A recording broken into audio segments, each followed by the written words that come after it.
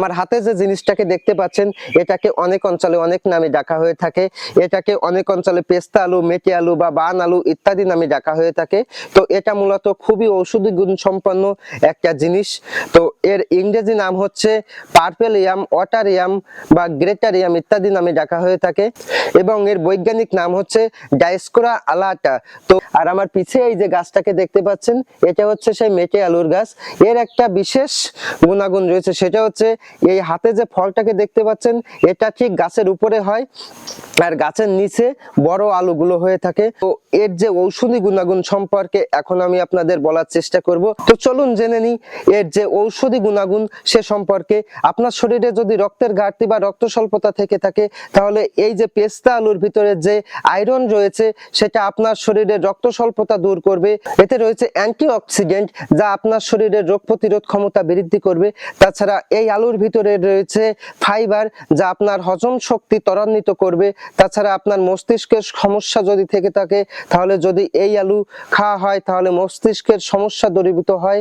তাছাড়া যাদের হার্টের কোলেস্ট্রল রয়েছে, কোলেস্ট্রল দূরীভূত করার জন্য এই যে আলু, এই পেস্তা আলু যদি খাওয়া যায় তাহলে কোলেস্ট্রল থেকে মুক্তি পাওয়া সম্ভব। আমরা ছোটবেলায় একটি কাজ করতাম, যখন শীতের মৌসুম আসতো তখন আমরা এই যে আলুটা, এই আলুটা পুড়িয়ে খেতাম। তো এই আলুটা আপনারা যদি চান তাহলে আগুনে পুড়িয়ে ভেজে বা তরকারি রান্না করে খেতে পারেন। যাই হোক, এই আলুটা গ্রহণের সময় একটা সতর্কতা মেনে চলতে হবে, সেটা হচ্ছে এই আলুর ভিতরে একটা রাসায়নিক উপাদান রয়েছে যেটার নাম হচ্ছে সোলানিন।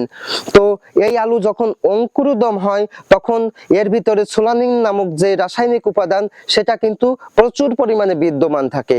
তো যখন এর ভিতরে সোলানিন আসবে তখন কিন্তু আপনি এটা গ্রহণ করলে আপনার বমি বা পেট ব্যথা হওয়ার সম্ভাবনা থাকে, এমনকি অনেকের দেখা যায় তীব্র বমি হয়ে থাকে।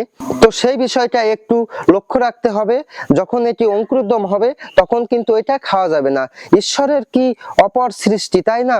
দেখুন কিভাবে আমাদের চারপাশে কত ঔষধি গুণ সম্পন্ন জিনিস ঈশ্বর আমাদের দিয়ে রেখেছে। আমাদের শরীরে যত রোগ ব্যাধি আছে সমস্ত রোগ ব্যাধি থেকে মুক্তির উপায় কিন্তু সৃষ্টিকর্তা আমাদের চারপাশে দিয়ে রেখেছে। তো আগে আমাদের সঠিকভাবে জানতে হবে কোন গাছের কোন উপাদান আমাদের জন্য খুব উপকার, আবার কোন গাছের কোন উপাদান আমাদের শরীরের জন্য অতি ক্ষতিকর। তো সেই বিষয়টা আমাদের লক্ষ্য রাখা উচিত। তো সকলে ভালো থাকবেন, সুস্থ থাকবেন।